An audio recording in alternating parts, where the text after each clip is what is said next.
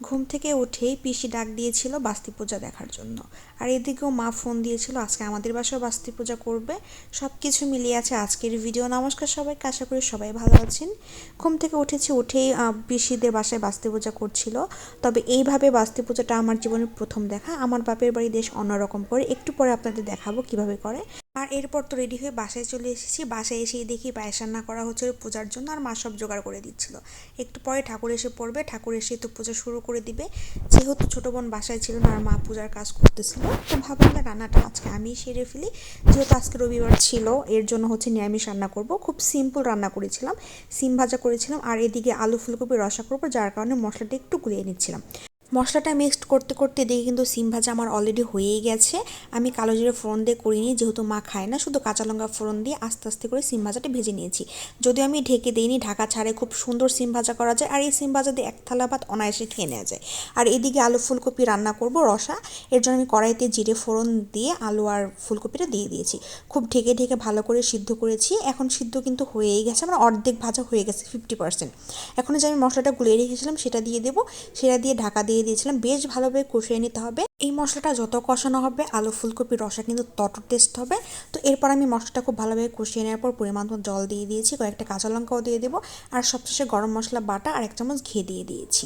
তো এইদিকে রান্নাবান্না শেষ করে আমি খেতে বসে পড়েছি। সিম ভাজা দিয়ে একটা কাঁচা লঙ্কা ডলে নিয়েছিলাম, আর এই সিম ভাজা দিয়ে গরম এক থালা ভাত অনায়াসে খেয়ে নেওয়া যায়। আমার কাছে তো খুবই ভালো লাগে।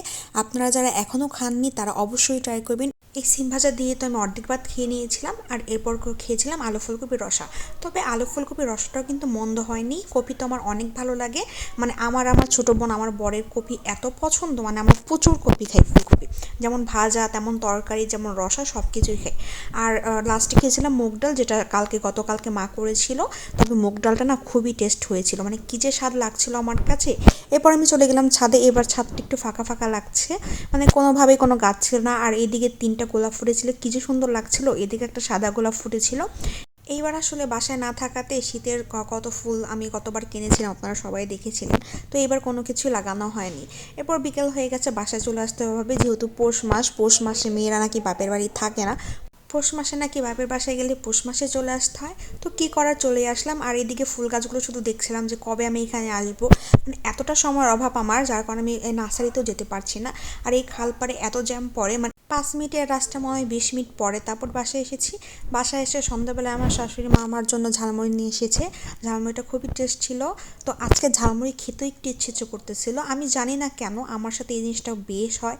আমি যখনই কোনো কিছু খেতে চাই বা কোনো কিছু কিনতে চাই, ভাবি যে কয়েকদিন পর করবো বা আজকে না কালকে, কিন্তু সেই দিনে আমার সেই জিনিসগুলো, পছন্দের জিনিসগুলো না আমার হাতে চলে আসে। আমি এটা জানি না এটা কি আমার সাথে হয় নাকি আপনাদের সাথেও হয়।